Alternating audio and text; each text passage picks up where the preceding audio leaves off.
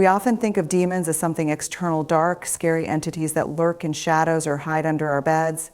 But what if I told you that demons don't need to be outside of us to cause chaos? What if they are already embedded in the very thoughts we harbor, the inner narratives we believe, and the doubts we cling to? Today, we're going to talk about how these demons, the ones lurking in our minds, listen to us, understand us, and often manipulate us from within. I'm going to break this down into 5 ways they hear your thoughts. It's not about a supernatural force, but about the very real mental battles that shape who we are and how we experience the world. Self-doubt is a silent companion for many of us, often lurking beneath the surface, quietly undermining our sense of self-worth. It's the voice that whispers that we're not good enough, that we don't deserve success, love, or happiness. It's the constant nagging thought that we will fail, that others will see through us and expose as frauds. When self-doubt takes root, it doesn't just question our abilities, it questions our very existence, telling us that we are not enough as we are. Demons, both the metaphorical kind and the ones rooted in our insecurities, relish in the self-doubt.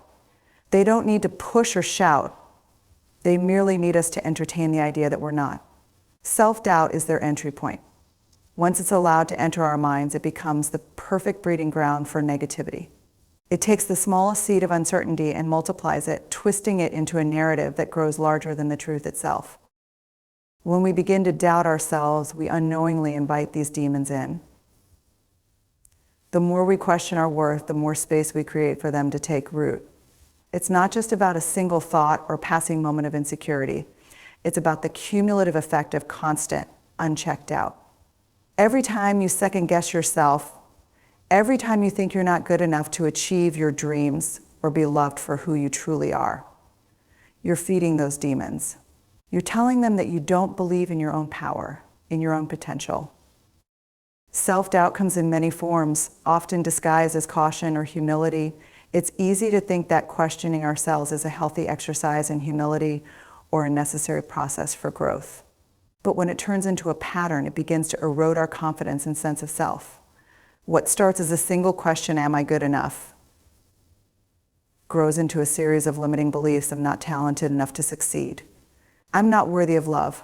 I will never be as good as others. I don't deserve this opportunity. These thoughts don't just affect our confidence, they change the way we show up in the world.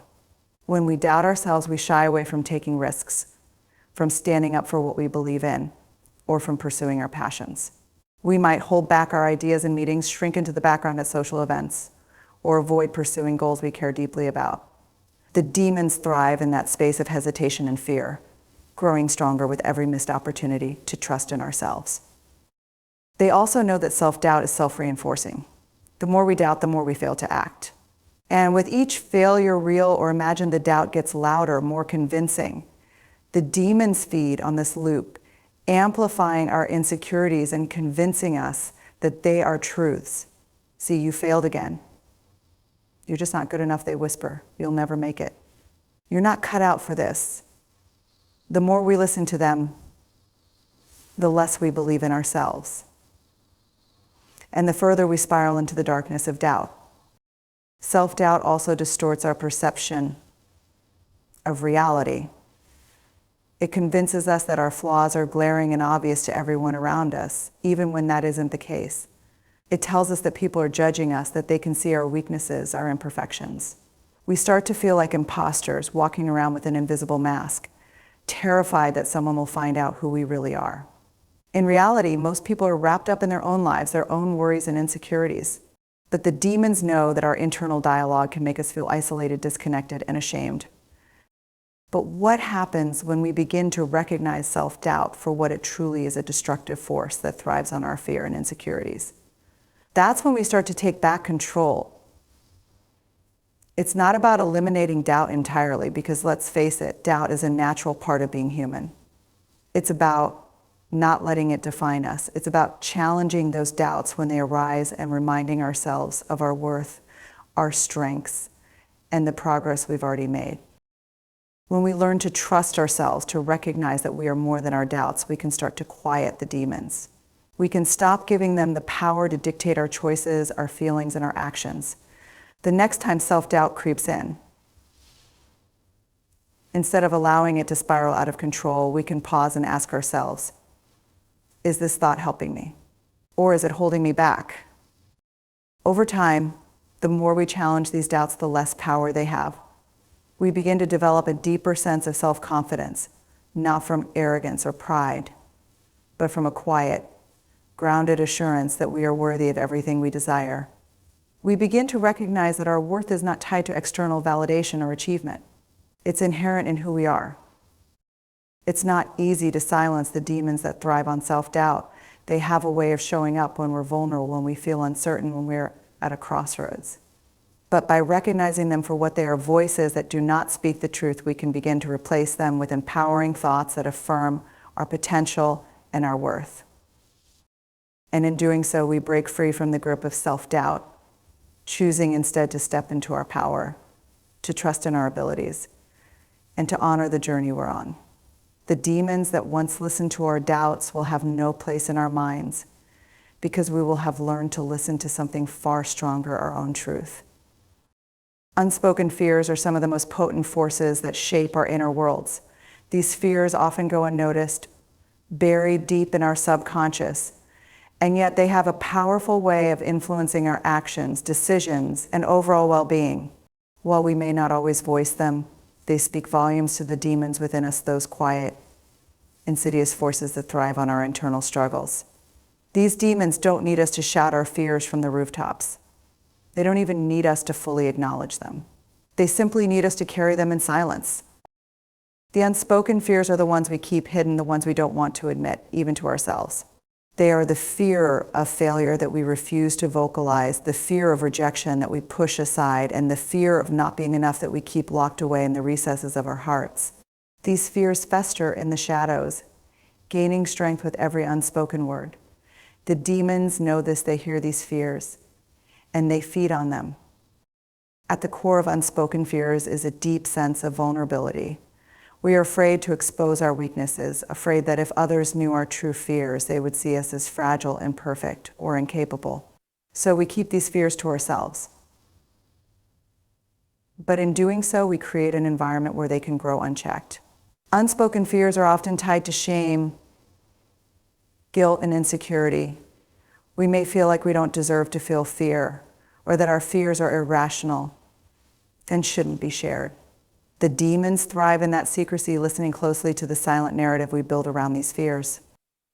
When we don't speak our fears, we allow them to take on a life of their own. They become larger than they truly are, distorting our perception of reality. For example, the fear of failure may start as a simple thought, what if I don't succeed? But when we don't express that fear, it grows into an overwhelming belief that we are destined to fail, that no matter what we do, we will never be good enough.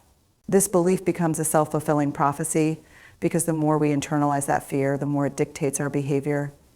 We avoid taking risks, stop trying new things, and choose safety over opportunity, all because we are afraid of failing. The demons don't need to push us into failure. They just need to ensure that we never take the leap to begin with. They whisper to us in the silence, reinforcing our unspoken fears and convincing us that staying in our comfort zones is the only way to stay safe. They love the fear of failure because it paralyzes us, making us stagnant and afraid to move forward.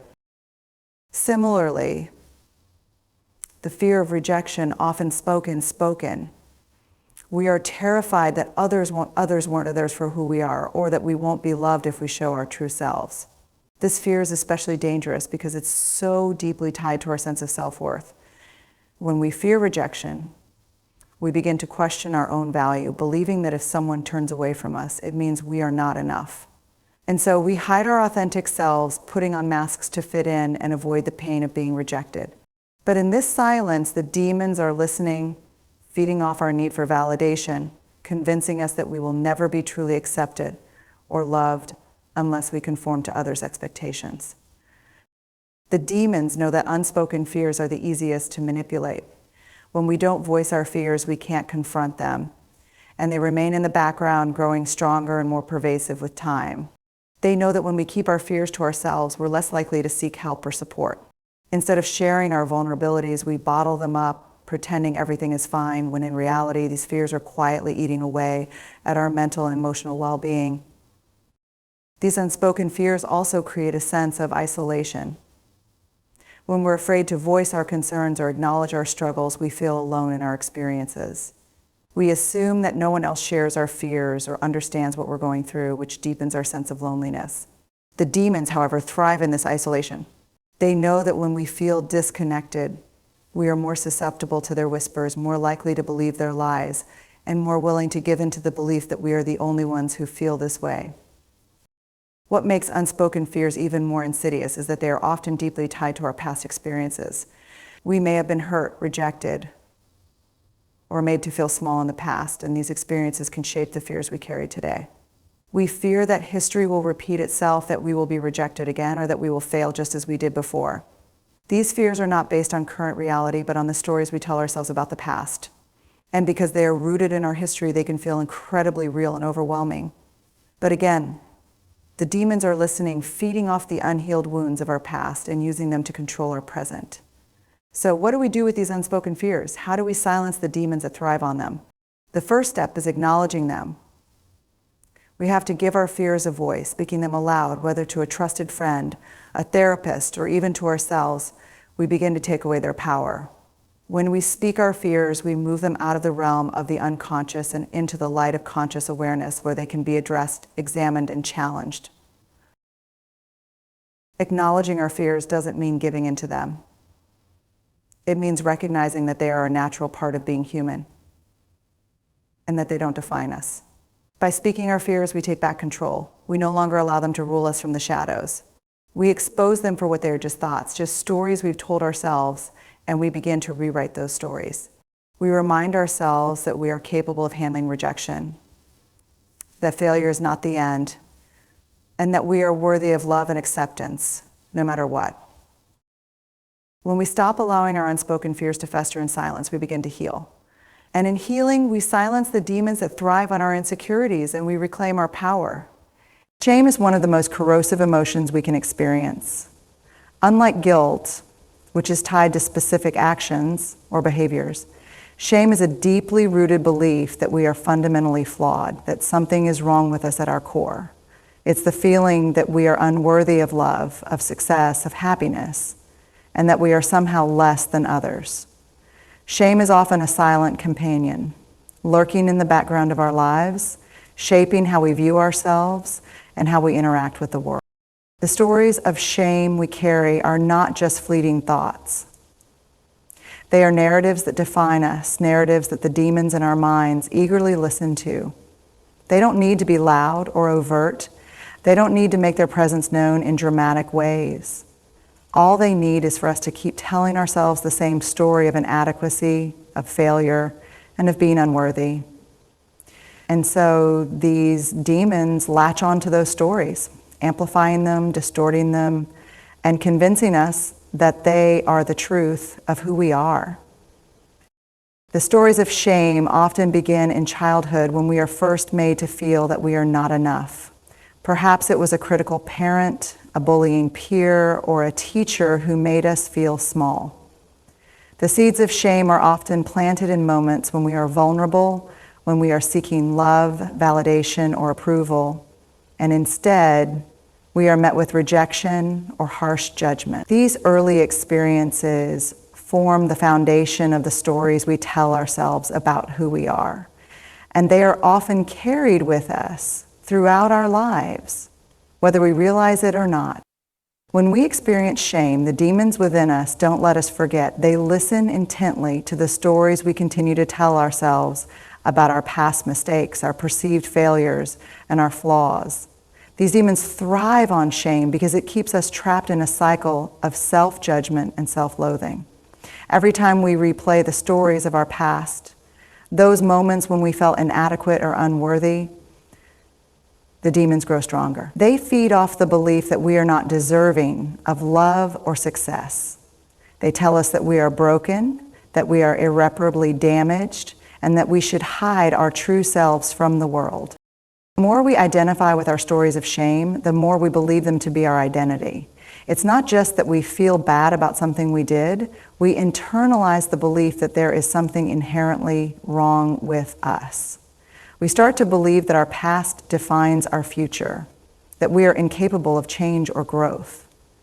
These stories become the lens through which we view ourselves in the world. We stop seeing ourselves as capable, worthy individuals, and instead we see ourselves as flawed and unlovable. The demons that tune into these stories are not external forces. They are the negative, critical voices that we carry inside. They are the voices that tell us we will never be good enough, that we don't deserve success, or that we are unworthy of love and belonging. They echo the lies we have believed about ourselves, reinforcing the stories of shame and making them feel more real. They are the ones that say, you don't deserve to be happy. Look at all the things you've done wrong. How could anyone love you? These stories of shame are often tied to our greatest fears: the fear of being exposed, the fear of rejection, and the fear of being seen for who we truly are. When we feel shame, we want to hide. We want to retreat into ourselves and shield the world from our imperfections.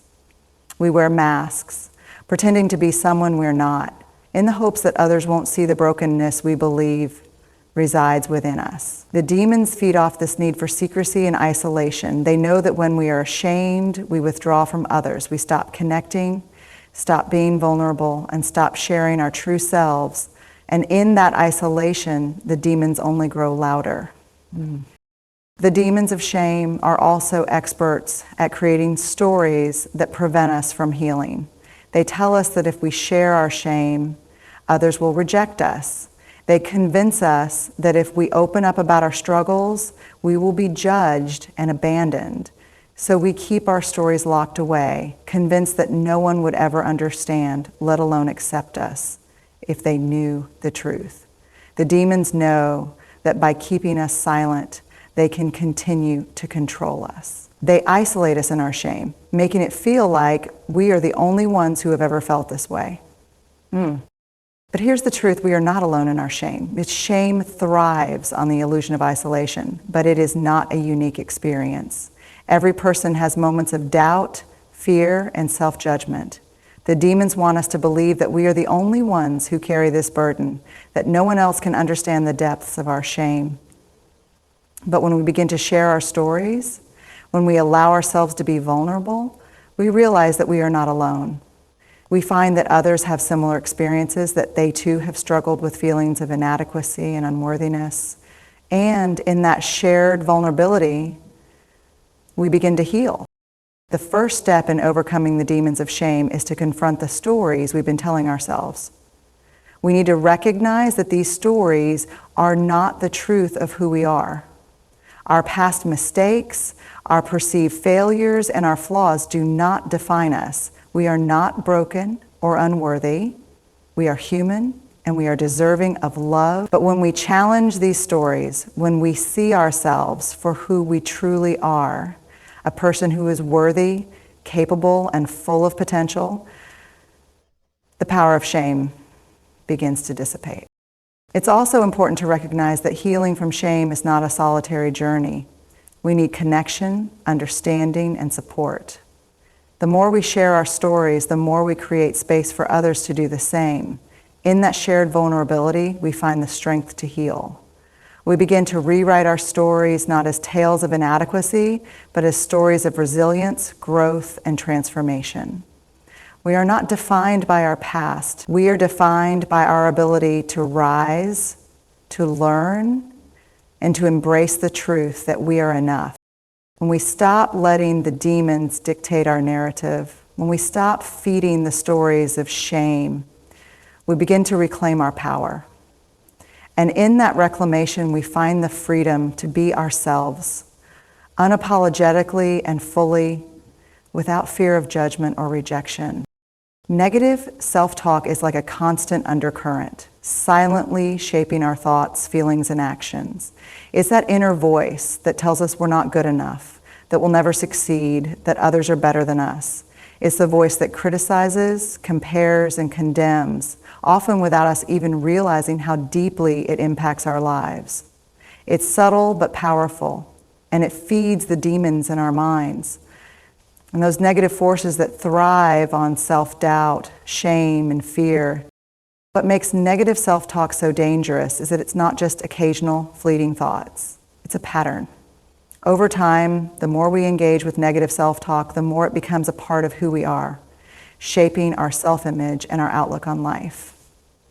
The demons, who have a keen ability to listen and latch onto our inner narratives, love negative self-talk. They don't need us to shout our insecurities out loud. They only need us to listen to the whispers of self-criticism that echo in our minds. Every time we engage in negative self-talk, we're giving those demons more power, more control over our thoughts and emotions. These inner voices often start in childhood, formed by experiences with others that shaped how we view ourselves. A critical parent, a teacher who doubted us, or a friend who made us feel inferior can plant seeds of negativity that grow over the years. Even when we become adults, those early messages can linger, continuing to fuel the negative narrative in our minds. You're not smart enough. You'll never be as good as them. You always mess things up, these thoughts. Though sometimes subtle, become ingrained in our self-talk and shape the way we perceive the world. The demons love these messages because they are self-reinforcing. Negative self-talk isn't just about a single thought. It creates a loop, a cycle of self-doubt that's hard to escape. When we criticize ourselves, we feel bad. And when we feel bad, the demons amplify our negative thoughts, convincing us that we're not worthy of success, love, or happiness. These negative thoughts compound over time, making it harder and harder to break free from them. Negative self-talk also thrives in moments of vulnerability. When we feel uncertain, insecure, or anxious, the demon sees the opportunity to whisper their harsh judgments. They know when we are most susceptible during moments of failure, rejection, or when we're faced with challenges. It's in these moments that our inner critic gets the loudest, telling us that we are not capable, that we will never succeed, that we should just give up. These moments of vulnerability make it easier for the demons to hijack our thoughts, reinforcing the belief that we are doomed to fail. One of the most insidious aspects of negative self-talk is how it distorts our perception of reality. The demons take the smallest mistake or setback and blow it out of proportion, convincing us that one failure means we are failures, that one rejection means we are unworthy of love. Negative self-talk doesn't allow us to see things clearly. It amplifies our flaws and minimizes our strengths, making us blind to our accomplishments and growth. We focus on the things we did wrong and ignore the things we did right, reinforcing the belief that we are never enough. The more we engage in negative self-talk, the more it becomes a self-fulfilling prophecy. We start to believe the lies the demons whisper in our ears, and our behavior reflects that belief. If we believe we're not good enough, we stop taking risks. If we think we'll never succeed, we stop trying. Negative self-talk creates a barrier between us and the possibilities that lie before us. We limit ourselves based on the stories the demons create, and in doing so, we prevent ourselves from reaching our full potential. But perhaps the most destructive aspect of negative self-talk is how it erodes our self-esteem. Our inner dialogue is incredibly powerful. It shapes how we feel about ourselves and how we interact with the world. If we constantly tell ourselves that we're not good enough, that we don't deserve happiness, or that we'll never achieve our goals, we begin to internalize these beliefs. Over time, this internalized negativity becomes our reality. We begin to see ourselves as less than, and that belief influences how we show up in the world, how we engage in relationships, and how we approach challenges. The demons feed off this erosion of self-worth. They thrive in the space where we've lost faith in ourselves, where we've stopped believing in our abilities, and where we've become convinced that we don't deserve the things we desire. The more we entertain these negative thoughts, the stronger the grip the demons have over us. They keep us trapped in a cycle of self-doubt and fear, making it difficult to break free. But what if we could stop listening to the demons? What if we could shift our inner dialogue from one of self-criticism to one of self-compassion? The first step in breaking the cycle of negative self-talk is awareness. We need to become conscious of the thoughts we are thinking. Are they supportive? Are they encouraging? Or are they harsh, judgmental, and cruel? When we can recognize the negative patterns in our self-talk, we can begin to challenge them. One powerful tool for overcoming negative self-talk is replacing the critical voices with kinder, more compassionate ones. Instead of saying, I'm not good enough, we can say, I am doing my best, and that's enough. Instead of thinking, I'll never succeed, we can reframe the thought to, I may face challenges, but I am capable of learning and growing. This doesn't mean ignoring our flaws or, pretending that everything is perfect. It means being gentle with ourselves, recognizing that we are human and that we are worthy of love and respect, even in our imperfections. The desire to escape is a universal experience, one that often arises when life becomes overwhelming, when the pressure feels too much to bear, or when we find ourselves trapped in situations that seem impossible to change. This urge to escape doesn't always manifest in drastic ways. It can be subtle, sneaking up on us during moments of fatigue or frustration. It's the wish to just check out for a while, to disappear, to shut down, or to remove ourselves from the pain, responsibility, or stress that life sometimes imposes.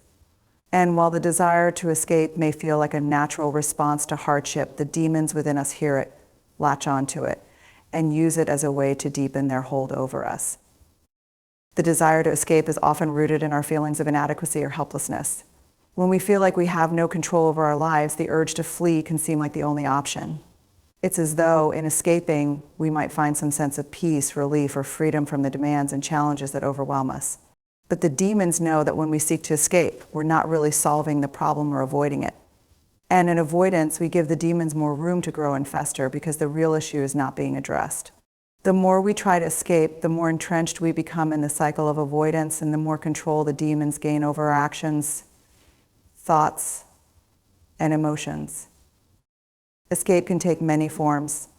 It might look like physical withdrawal, running away from our responsibilities or relationships, retreating into isolation, or escaping to a different environment in the hope of finding some clarity. It might manifest as emotional withdrawal, where we detach from the people around us or disengage from our own emotions, choosing to numb ourselves instead of facing what's truly going on inside. For some, it takes the form of overindulgence, whether in food, sociogens, or distractions like social media or entertainment, as a way to block out the discomfort of reality. And for others, it can even take the shape of self-sabotage, creating situations where failure or hardship is inevitable, simply so we can escape the pressure or responsibility of success.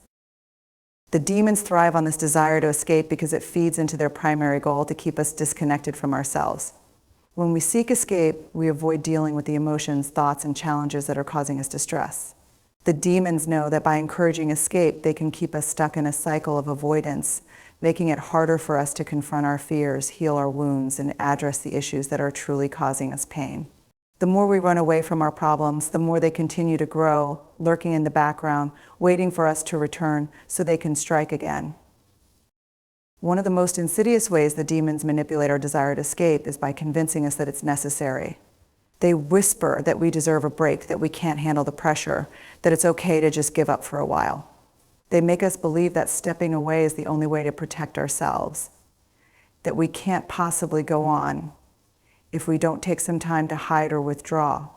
The demons use these feelings of exhaustion and overwhelm to their advantage, convincing us that we need to shut down in order to survive.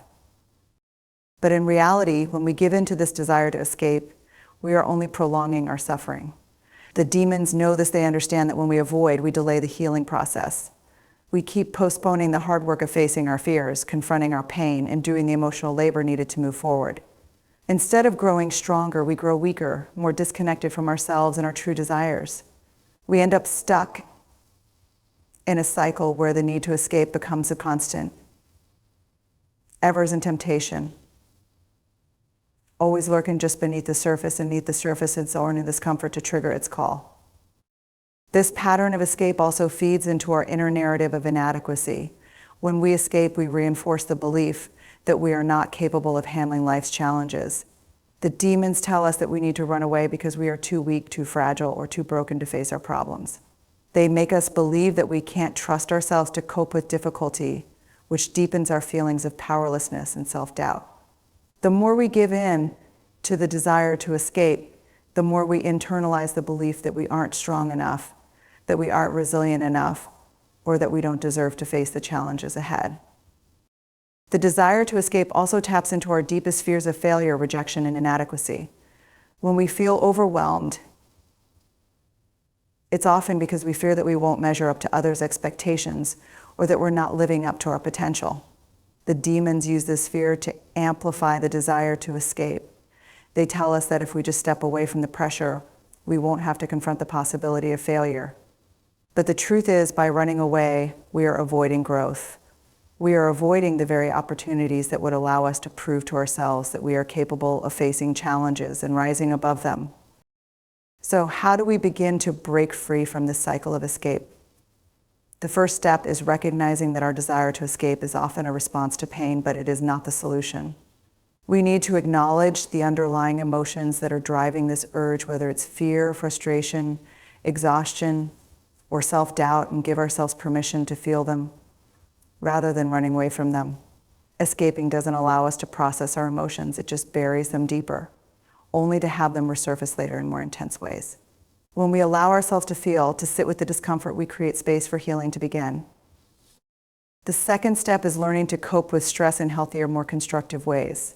Instead of turning to escape as a way to numb the pain, we can explore other outlets, things that help us release tension and regain perspective, such as exercise, journaling, meditation, or talking to a trusted friend or therapist. These activities allow us to process our emotions and take proactive steps toward resolution, rather than avoiding them entirely. It's also helpful to establish boundaries and learn how to say no so that we don't feel overwhelmed in the first place. By managing our stress and setting clear limits, we create more room for ourselves to breathe and face challenges head on. Finally, we need to reconnect with our sense of purpose and self-worth. The desire to escape often stems from a disconnection with our true selves, the part of us that knows we are capable, strong, and worthy of success and happiness. By taking the time to reflect on what truly matters to us, we can start to move away from the need to escape and toward a more empowered mindset. When we remember our strengths, our values, and our dreams, we are better able to face life's challenges with resilience and confidence. The demons will always try to feed off our desire to escape, making us believe that running away is the only option. But by confronting our emotions, seeking healthy coping mechanisms, and reconnecting with our inner strength, we can break free from their hold. The desire to escape may never completely disappear, but when we face it with courage and clarity, we take back control and reclaim our lives. So how do we begin to reclaim our minds and stop giving demons the power to control our thoughts? It starts with awareness. Once you recognize that these thoughts, these demons, are not truths, but distortions, you can begin to challenge them. You have the power to rewrite your inner narrative, to stop feeding the fear, the shame, and the self-doubt. Remember, you are not your thoughts. You are not the stories that play on repeat in your head. You are stronger than the demons you battle internally.